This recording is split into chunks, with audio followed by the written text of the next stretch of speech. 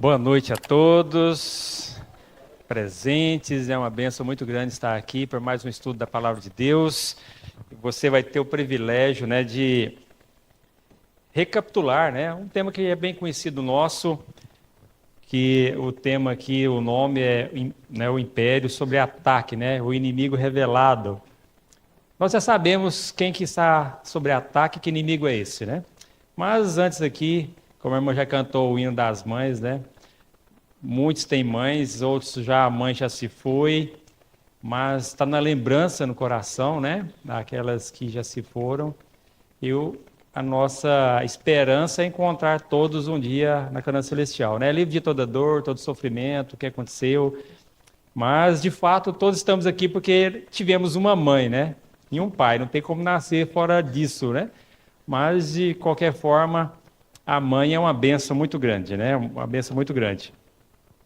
E quem tem, dê valor, visite, abrace, beije, cheire, dê presente, faça o que tiver que ser feito, Porque depois que vai, já foi. Então, a minha mãe já descansa, vai fazer 2 anos, e a gente sente a falta, mas tem que se conformar, irmão? Que o mundo é assim mesmo. E a gente está na fila, e o pior é isso. Nós estamos na fila e não podemos adiantar o barco, não. Temos que tomar cuidado para não ir antes da hora. Muito bem, meus irmãos. O irmão vai colocar para mim aqui o slide aqui. Pode colocar, irmão Donizete.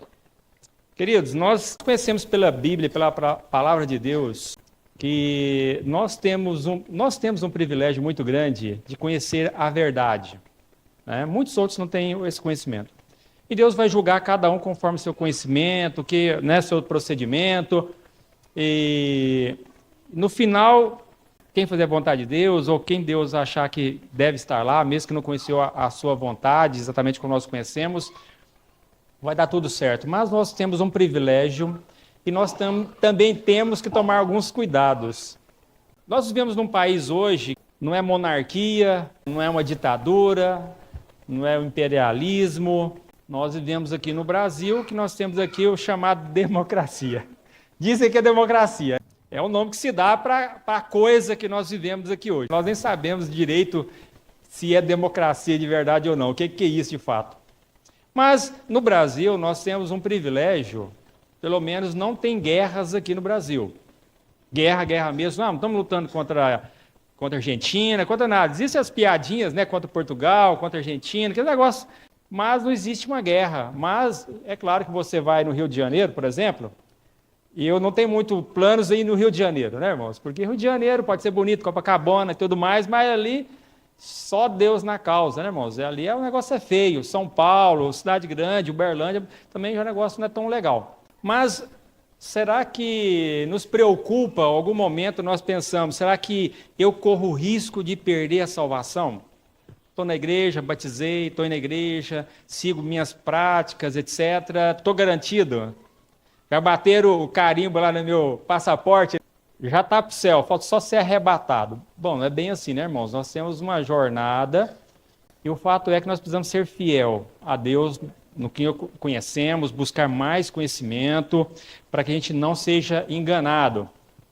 O que nós vamos recapitular aqui, vocês já conhecem. Bora lá, deixa eu até ligar aqui. Olha só, no início, quando tudo foi criado, existia a morte, o pecado, essas coisas? Não. No início, antes de tudo, todo sofrimento, era tudo perfeito, tudo maravilhoso. Deus já criou tudo perfeito. Deus não cria nada imperfeito, certo? Deus não criou nada imperfeito, tudo maravilhoso. Quando você olha para o universo, é uma coisa assim estrondosa, algo assim, o que Deus criou é extraordinário. Só de pensar nas distâncias é uma coisa absurda, irmãos, é uma coisa absurda, O universo é um negócio, tem que ser na mente de Deus. E não existia pecado no início, não existia a morte, como nós conhecemos aqui.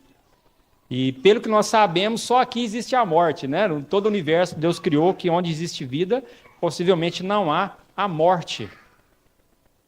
Lá em Apocalipse 12, 13, vai falar da besta, e da colisão aí desses impérios que na batalha final que se encontram. Você só abrir aqui, não dá para ler todo o capítulo, Espero que os irmãos já conheçam esse texto, Mas aqui Apocalipse 12 e 13 vai abordar, né, sobre a mulher e o dragão, a perseguição que houve no passado, né? Nós apontamos dentro da profecia historicista, né, essa peleja no céu, o dragão foi expulso e tudo mais, e você vai no Apocalipse 13, você vai ter duas bestas, e é uma coisa bem interessante, né? Deus revela quem é o nosso inimigo, né? Não só o inimigo do passado, porque essa batalha já aconteceu no céu, Satanás já foi expulso do céu, foi jogado aqui pela terra, e o homem abraçou a causa de Satanás, né? O homem lá, nossos primeiros pais, abraçaram a causa dele, e nós tornamos, então, participantes dessa causa, mas Deus deu, olha, vou dar uma saída para vocês, certo? Deus deu uma saída, e eu vou trabalhar no coração de vocês. Aquele que quiser me servir, né? Mesmo dentro da nossa imperfeição, mas com intenções de obedecer a Deus, fazer a sua vontade, vai ter escape para vocês, porque eu vou enviar alguém, né? Filho de Deus, para morrer no seu lugar. Porque se dependesse de nós mesmos, não teria saída alguma. E essa batalha houve no céu. E essa batalha acontece ainda conosco, querendo ou não, ela existe de fato. E aí é a questão do bem e o mal, né? E a nossa consciência de bem e mal vai depender muito do que nós entendemos do nosso mundo, do que nós sabemos, dos conceitos que nós adotamos como verdade. Se eu adoto o marxismo, o feminismo, se eu adoto o cristianismo, se eu adoto, né, outras formas de religião, é outra forma de ver o mundo e outra forma de entender pecado bom e ruim. Mas, na verdade, Satanás quer destruir todo mundo e está na cola de todo mundo. Não adianta, eu sou cristão, não sou cristão, não importa, ele quer levar todo mundo para o buraco. Essa é a verdade, né, irmãos? Não tem para onde fugir disso. O que aconteceu com Satanás no céu? Ele teve vitória? Apocalipse 12, verso 9. Será que deu certo para ele lá? Olha só, hein? Veio ele e a turma dele, né? Irmãos do céu, não é fácil, né? Você tão tranquilo aqui na terra, né? E é interessante, irmãos, que algumas pessoas dizem assim, olha, por quê? É porque Deus foi dar na teia de Deus. E aí eles chegam à conclusão que Deus é o culpado e Deus é um mentor de todo esse pecado aqui. Olha, se Deus não queria que o homem entrasse nessa esparrela que ele entrou, por que Deus criou a árvore do bem e ciência do mal lá e botou lá no meio do jardim, pertinho da árvore da vida? Olha, se Deus sabia que o homem ia pecar, ele não deveria ter feito isso. Se Deus fez, ele é culpado também. Ele é culpado, mas não tem culpa, porque ele avisou o homem e na mente de Deus o homem já ia errar mesmo e pronto, e dá no que deu. Então, tem gente, irmãos, que crê dessa forma. Que Deus já criou tudo e já botou o gatilho ali para o homem ir lá e morder a isca e dar tudo ruim como deu. Mas, na verdade, irmãos, Deus não queria isso. Certo? Deus não queria de forma alguma que o homem... Olha, Deus deu lá, vamos supor, hoje existem frutas, irmãos, que nós não conhecemos, né? Nós comemos aqui umas 10 variedades de frutas, né? Outras você vê no mercado, não tem dinheiro para comprar. Mas, irmãos, mundo afora são milhares de espécies de frutas. E Deus fala, olha, você pode comer de tudo que você quiser, mas só uma é minha, tá bom? Não bota a mão, não bota o dedo, é minha, uma só. Era difícil? Talvez a gente pense que, mas Eva foi lá e logo naquela, né, irmãos? Ô, danada, né? Ainda bem que no céu nós vamos chegar, irmão, tudo transformado. Então o pessoal ainda queria pegar a Eva, dar um coça nela lá, né? Ó, Eva, o que você fez eu passar, viu? Vou dar um... Também já chegaremos transformados, tudo, né, bonitinho, ninguém vai querer tirar satisfação. Passado, Deus pagou todos os nossos pecados, né? Inclusive de Adão e Eva. E Satanás é expulso do céu, não tem direito de ficar lá mais, de xeretar lá e pronto, e acabou, né?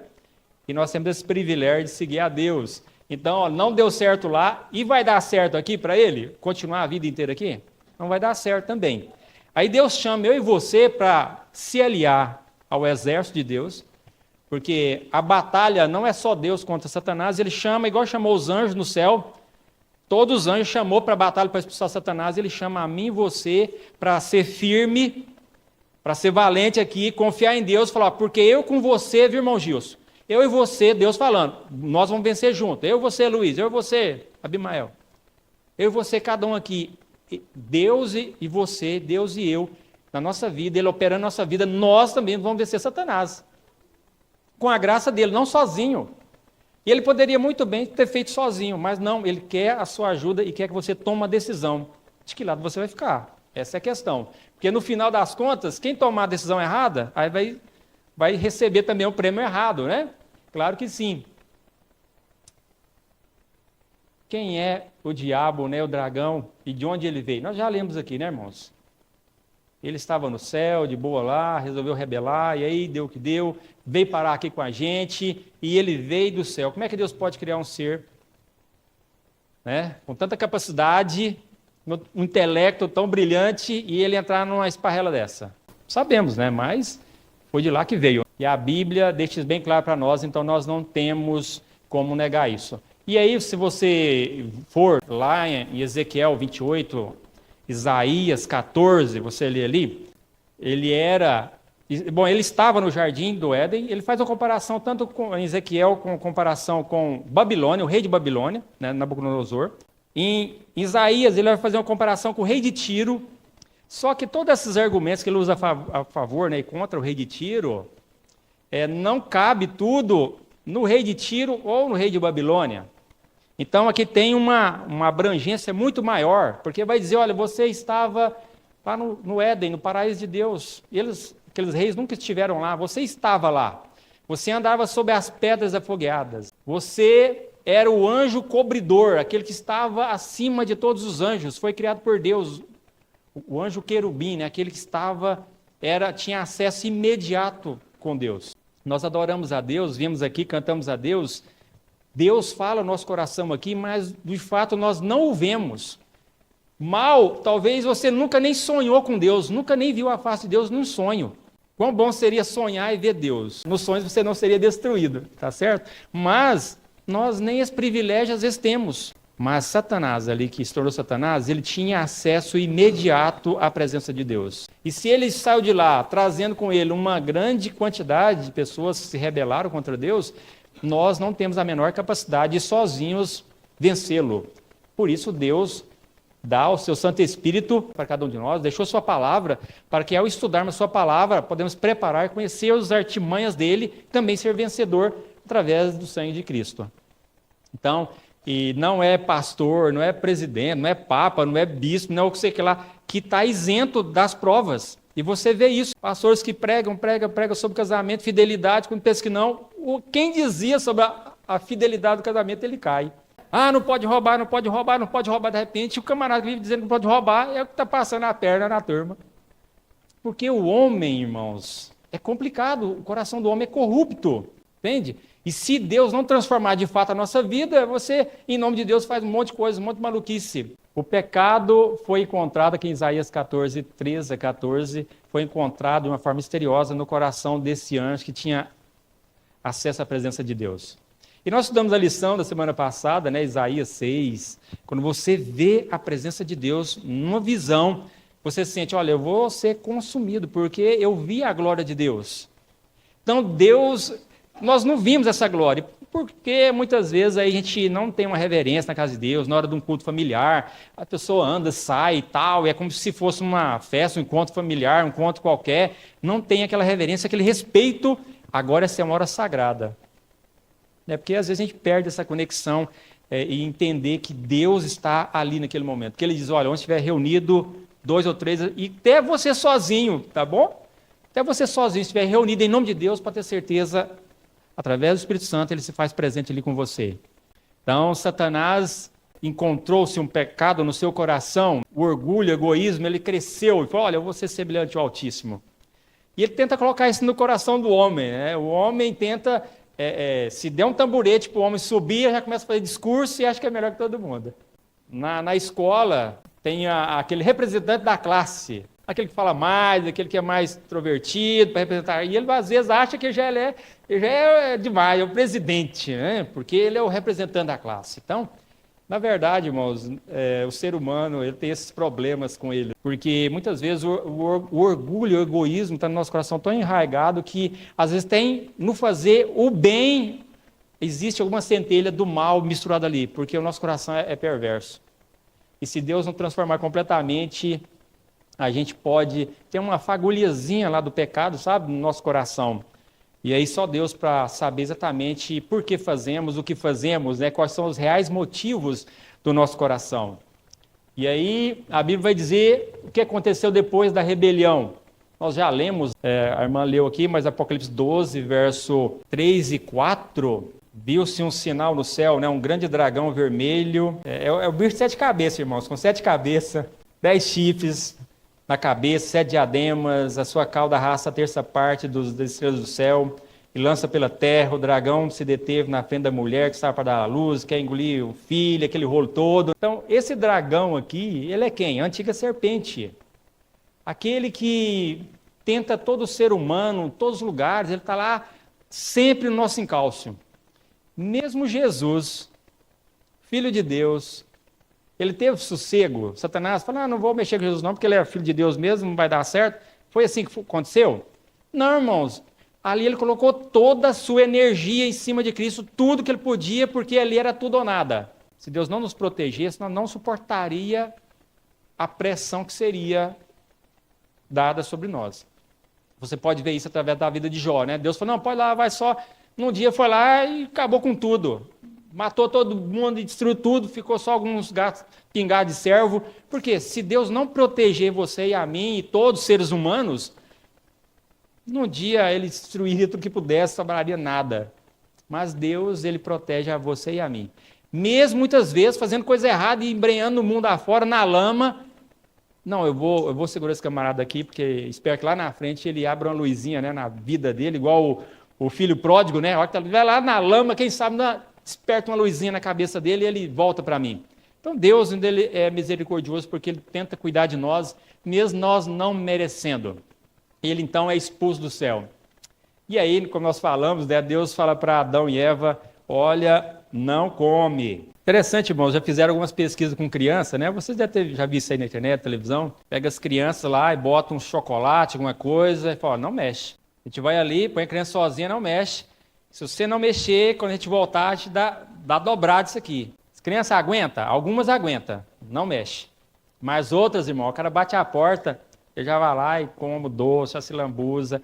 O camarada chega já, diz que não é para mexer, mas menino é custoso, né? A gente sabe que menino, né? Eu mesmo já, muitas vezes, não faz, você vai lá e faz. E aqueles que não fazem, que são obedientes, que esperam, dentro da psicologia do estudo humano, né? Fala, aqueles que realmente esperam o momento certo na sua vida, seu crescimento profissional, tudo mais, ele tem mais possibilidades de alcançar níveis maiores do que aquele desesperado, que não tem controle sobre nada, é agoniado e não respeita as regras. Então, é muito importante você respeitar as regras. E Deus faz uma regra muito simples, muito simples. Não come dessa árvore aqui. Podia subir na árvore, irmãos? Podia subir na árvore do bem e do mal ou não podia? Eva chegou na conclusão, olha, não é bom nem pegar nessa fruta.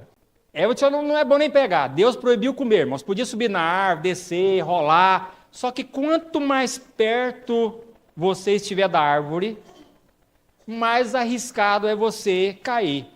Ou seja, olha, não passa aqui perto desse buraco. Aqui, ó, tem um buraco aqui, a ladeira é 100 metros, né? Se você passa longe desse buraco aqui. Aí o camarada vai passar de carro bem aqui na beiradinha. É assim que você faz, irmãos? Vamos dar beiradinha do precipício aqui. É assim que você vai fazer? Aí conta uma história, né?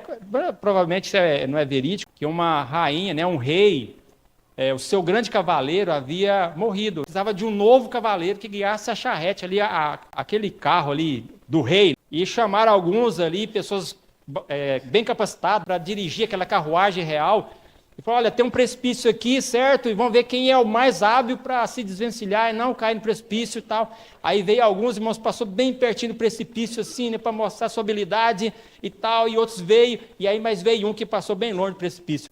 O quê, rapaz? E o rei falou, não, eu quero quem? Eu quero que passa pertinho ou que passa longe? Não, eu quero o que passa longe. Rapaz, por que você tem que provar que você é hábil? Você pode andar na ribanceira aqui, ó, na beiradinha. Por que você vai fazer um negócio desse se você tem espaço para andar com a carruagem longe do buraco? Você vai mostrar sua habilidade para passar na beiradinha do precipício? Muitas vezes nós queremos provar que nós somos capazes e nós podemos passar na beiradinha do precipício e não vamos cair. É engano, né? Eva deu corda, né, na viola, e aí a gente sabe o que aconteceu. Então, irmãos, não podemos brincar com isso. Eu cresci na igreja desde a minha infância, e aí tinha os Camaro da vida, né, os fazendão, Aí vinha os cantores aí, a turminha, né? Já vai pro Camaro, vai mais cedo, aí tem o show. Ah, já tô aqui mesmo. O que custa ouvir o Chitãozinho Chororó, sei lá mais quem, Luciano, não sei mais, eu nem sei o nome desse povo direito. Ou seja, eu já fui várias vezes no Camaro. A última vez que eu fui, meus meninos eram pequenos. Nunca mais voltei lá. Primeiro que eu não vou comprar boi, né, irmão? Eu vou para onde? Mas eu já fui várias vezes lá, nunca me aventurei em assistir nenhum show lá, porque não me interessa as músicas lá. Mas se você vai ficando ali, vai escutando, seu coração vai aguçando com aquele negócio, quando pensa que não, você bota as músicas no celular, em casa, no rádio. Então, Satanás, se você brincar com ele, ele vai na sua jugular, tá certo? Tem que tomar cuidado, tá bom? E a dona Eva, né, já foi e pôs a gente todo nesses problemas aí. E Jesus, Deus vai fazer uma promessa, olha, vocês já fizeram essa besteira aí, mas eu vou resolver esse problema. Porque se Deus não se propõe a resolver o problema, quem que resolveria? A irmã Cleide? A Tânia que resolveria o problema do pecado? Será que é o irmão Gilson aqui? Vou mandar o fulano, o Deltão aqui, o Deltão, né? Vou mandar o Deltão para resolver esse problema. Não, irmãos. Ele se ofereceu por nós. Certo? E essa batalha continua. Nós sabemos quem é o vilão. Nós continuamos nessa batalha. E a batalha agora já está conclusiva. Jesus já morreu na cruz do Calvário, foi ferido pela serpente, ou seja, ele passou pela morte, mas ele esmagou a cabeça da serpente. Satanás tem alguma possibilidade de continuar na terra a vida inteira, eternamente? Ele tem a possibilidade de continuar com o mal eternamente? Não, não tem essa possibilidade. Na cruz, Deus selou o destino de Satanás para sempre, ele não tem mais argumento, e Deus tem todo o argumento agora para destruí-lo no final, completamente. E a Bíblia ainda vai dizer, a Paulo dizendo que todo joelho, no céu e na terra, debaixo da terra, tudo que existe de vida, vai declarar que Deus é amor, que Deus é justo, certo? Tudo. Se eu não for para o céu, naquele dia, vou ajoelhar, eu não quero não, irmãos, eu quero estar do lado de Deus, né? Mas todo perdido, inclusive o Satanás, vai se ajoelhar diante de Deus e falar, ó, ele é justo. Deus é justo. E a sua justiça pode ser aplicada porque ele é justo. Seu caráter é imutável. Então, todos os inimigos terão que render, mesmo involuntário ou sabendo que realmente Deus é justo, dizer Deus é justo. Queremos estar do outro lado, né, irmãos? Clamando a Deus, cantando vitória e tudo mais, porque Deus realmente é maravilhoso. E vai dar uma vitória para mim e para você extraordinária. E a maior evidência que nós estamos falando aqui é o quê? É Cristo morrer na cruz do Calvário. Eu cortei aqui, né, irmãos? Eita, mas é homem mole, viu, irmãos? Se eu cortar, eu fico amarelo, fico branco, fico azul.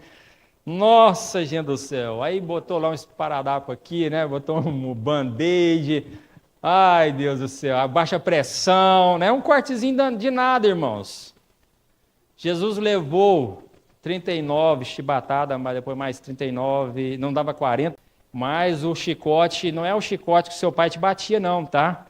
Meu pai batia na gente com a correia, né? Dava uma chicotada ali, umas 3, 4. Você já chorava, esperneava, mijava, né? Perna abaixo. Jesus levou, mas foi espancado, foi torturado de forma... Tudo que Satanás pôde fazer, ele fez para que ele desistisse. Mas ele não desistiu. Nós não temos condições, irmãos, de imaginar a cena... Tem aquele filme A Paixão de Cristo. Imaginar aquela cena... real, nós não estávamos lá, mas o que ele passou por nós é algo assim absurdamente tremendo, horrível, mas porque ele queria salvar a mim e você. E um texto assim que me admira muito, Hebreus 12, 2, diz que ele não fez caso da ignomia, ou seja, tudo que ele ia passar, eu falo, olha, ele não vai passar de novo porque não tem necessidade, certo? Mas olha, ele não fez caso, isso aí, pelo ser humano eu passo. Como uma mãe passa aí... Se precisar, noites e noites com um filho, etc., né? Passa junto ali porque ama. E Deus nos amou e às vezes nós não pensamos nesse amor que foi dado. Então, no céu, irmãos, quando Deus resolver tudo, e se quem não estiver, qual desculpa vai dar?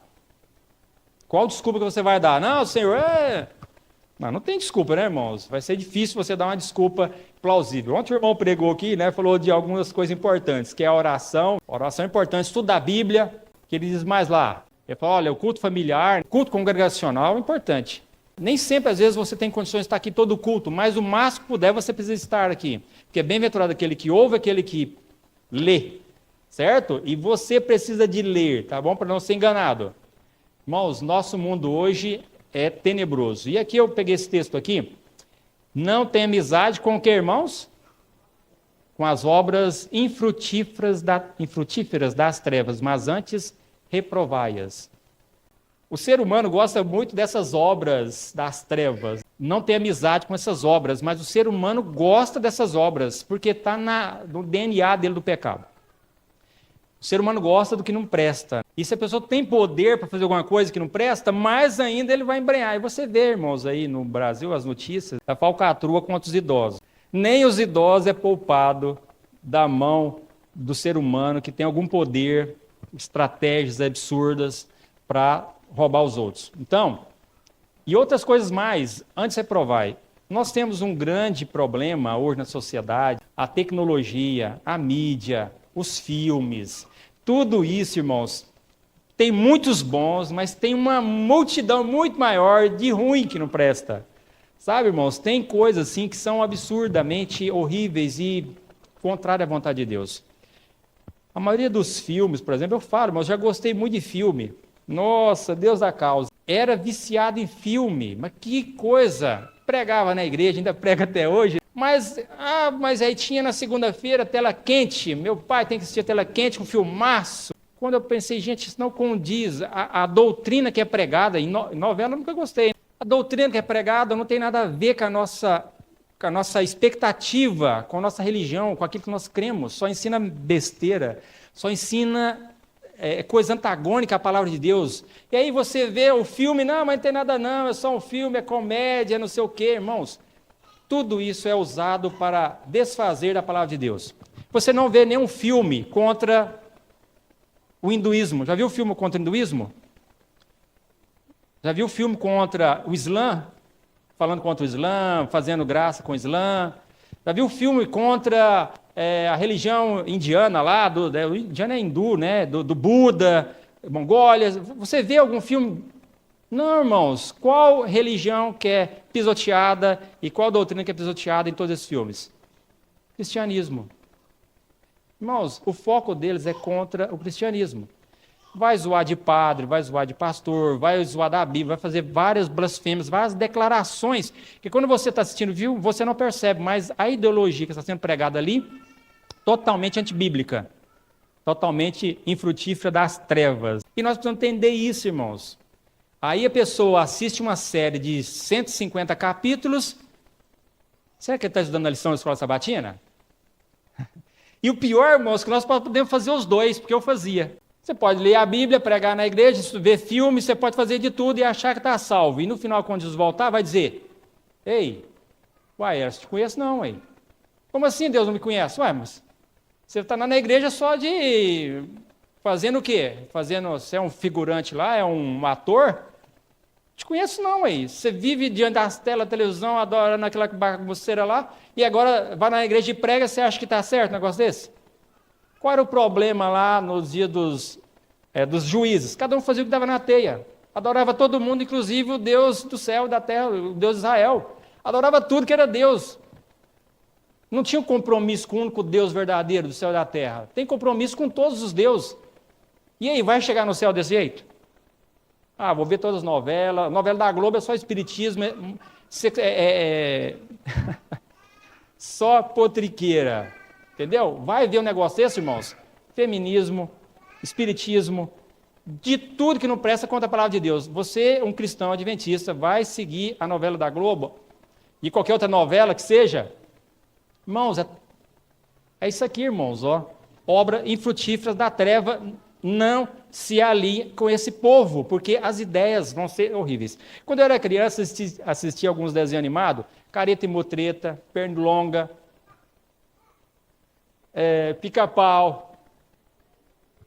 Existia a famosa mensagem subliminar.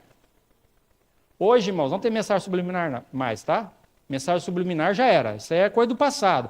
Meu tempo de criança eu nem percebia essa mensagem subliminar, nem tinha noção disso. Certo? A imortalidade, essas coisas ali, mas hoje, irmãos, eu não trouxe aqui. Tem um desenho animado da Amazon, Amazon, esse nome maluco aí. E lá tem um desenho animado de Lúcifer, que ela foi expulso do céu, é que tem uma reunião de demônio aqui na Terra, isso aqui é um rolo danado, eu esqueci o nome do trem. O desenho já é demoníaco, irmão. Vai fazer o desenho já é demoníaco, certo? E é assim, é uma reunião de demônio, para não sei o que lá, porque tem uma rebelião no céu, e jogaram isso aqui, tem que fazer um sindicato para reivindicar os direitos. Irmãos, a fala, uma irmã da igreja que me mandou para me ver o negócio. Eu falei, você não, vê assim, só para conhecer a coisa, né? Irmãos, aí você deixa a criança lá, vendo esses desenhos animados e pensa que não tem nada, está sendo instruída por quê, irmãos? E a maioria dos filmes também é isso, irmãos. E a mídia hoje, ela tem roubado o tempo do cristão de ler a Bíblia, estudar, fazer qualquer coisa. Quando Deus voltar, aí você tem lá horas na internet, né? No que não presta. Digamos, 3 horas por dia, 2 horas por dia, na semana já deu 2 vezes 7, 14 horas por semana. Quantas horas de Bíblia? Quantas horas de culto? Quantas horas de comunhão com Deus? Na semana eu tive 18 horas de videozinho, não sei o que lá, porque não tem futuro, certo? E nem uma horinha de Bíblia. Você acha que esse negócio vai dar certo? Irmão, Satanás já foi expulso lá, está aqui, nós sabemos quem é, mas só que muitas vezes o cristão vacila e a sua salvação está escorrendo pelo ralo e ele não está percebendo. Porque ele é igual um pernilongo, ele chupa, você não vê. Só depois que foi embora, deixou o estrago, é que você, nossa, vê o pernilongo custando voar, né? Botou uma terceira reduzida ali, porque o negócio está gordo e você não vira chupando. Porque ele vai lá, fura, bota o anestésico e você não percebe, ainda deixa a dengue de brinde. Zika, chikungunya, sei lá mais o quê. Satanás, irmãos, ele é desse jeito. Ele vai lá, afaga no camarada, tal, deixa o vírus do pecado, você não compreende, aí nós achamos que podemos continuar adorando tudo quanto é Deus e pensa que não, já se foi o nosso tempo.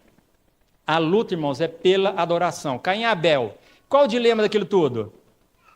Adoração. Caim adorou a Deus e o outro adorou ele mesmo. Se estranharam lá, Caim mata Abel. O que nós temos? Sadraque, Mesaque e Abednego, Nabucodonosor. Qual era a confusão ali, irmãos? Era o que estava em jogo ali? Adoração. Quem que você adora? Você não vai me adorar? Não, é minha estátua? Peraí. Taca fogo naquele negócio lá, xuxa fogo, tudo que der, vai até derreter o tijolo lá, mas vamos ver se eles não vão adorar. Irmão, se a gente fosse colocado diante de uma fornalha dessa, fala assim, ajoelha diante da minha estátua ou joga no fogo, o que a gente faria? Não, pode tacar fogo, me dá uma lenha que eu vou jogar lá também. Ou a gente disparava e fugia, saia correndo, mundo afora, levantava poeira. Irmãos, os camaradas tinham fé com força. Estava disposto a dar a vida. Agora, nós, para vir na igreja é um custo. Imagina se falar, e Daniel, né, que orou, se orar morre. Joga para os leões, hein? Aí Apocalipse 12, Apocalipse 2 e 3, irmãos, Deus fala assim, olha, eu vou dar, Apocalipse 2 e 3, eu vou dar para vocês grandes maravilhas, né, recompensas.